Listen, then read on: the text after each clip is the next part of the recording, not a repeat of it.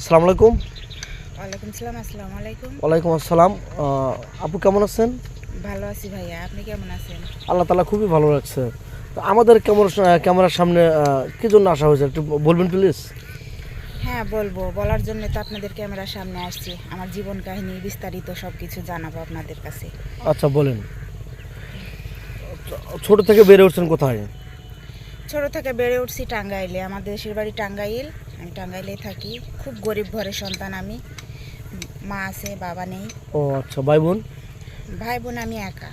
ও, আপনি একা, আর কোনো পিছু টান নাই, কোনো ভাই বোন নেই? না, আমার কেউ নাই। আপনার আব্বু কি করে? আমার বাবা মারা গেছে। বাবা মারা গেছে, মানে কি হয়ে মারা গেছে, কতদিন আগে? ছোটবেলাতেই মারা গেছে।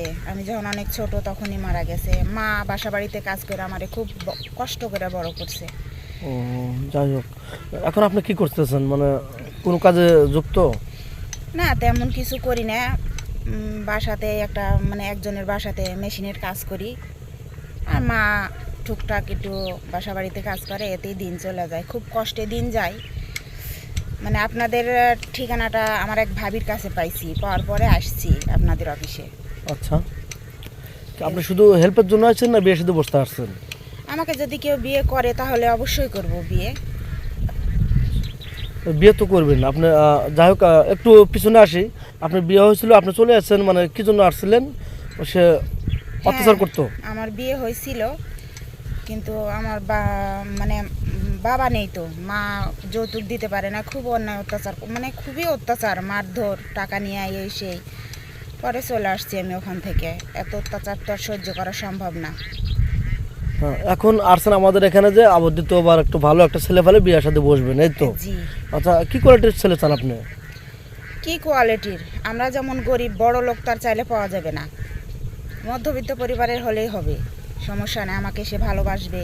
আমার মা আছে, আমার মাটা বৃদ্ধ হয়ে গেছে, তাকে একটু দেখাশোনা করবে, এতটুকুই। আচ্ছা, যাই হোক, আপনার বয়স কত বলছিলেন? 25 বছর। জি। আপনার কত বছরে হলে পর আপনার সাথে মেয়ে ছোট হবে? যদি 40-45 হয় তাহলে হ্যাঁ, চলবে? সমস্যা নেই।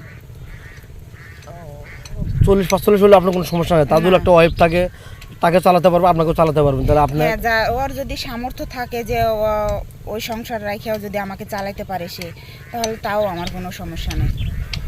কিন্তু ভালো একটা মানুষ দরকার, সে আমাকে ভালোবাসবে।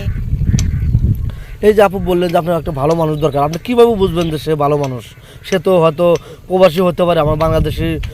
আপনার বাড়ি টাঙ্গাইল, তার বাড়ি রংপুর হতে পারে, বরিশাল হতে পারে। আপনি ভালো কেমনে বুঝবেন? কিছুদিন কথাবার্তা বলবো হ্যাঁ, ফোনে। আমার তো আর মোবাইল নাই কথা বলার মতো। আপনাদের একটা নাম্বার দিয়েন, কথা বলবো। হচ্ছে যে তার সাথে সম্পর্ক একটা তৈরি হবে। সে তো, আমি তাকে বুঝবো, সে আমাকে বুঝবে। মানে এবার আপনি বলতে চাচ্ছেন যে 2-15 দিন, 1 মাস 2 মাস কথা বললে মানুষের ধারণা একটু হলেও বোঝা যায়, তারপর হয়তো বিয়ের সাথে ব্যাপারটা আলাপ করবো। তাহলে আপনি এই ভিডিও পাবলিক হচ্ছে, দেশ প্রবাস থেকে সবাই দেখতেছে, আপনাকে কিভাবে পাবে? আপনার নাম্বারটা দিয়ে দেন স্ক্রিনে। আমার তো ফোন নাম্বার নাই ভাইয়া, আমার তো ফোনই নাই। আমরা তো দিন আনি দিন খাই, ফোন কোথায় পাবো? তো এই যুগে মানুষ তো বিশ্বাস করে না, ডিজিটাল যুগ, কারো যে ফোন নাই এটা বিশ্বাস করতে চায় না। তাহলে সেই ক্ষেত্রে আপনি কি বলবেন বলেন? বিশ্বাস করতে চায় না। আমরা গ্রামের মানুষ, বিশ্বাস তো করবেই না। গ্রামের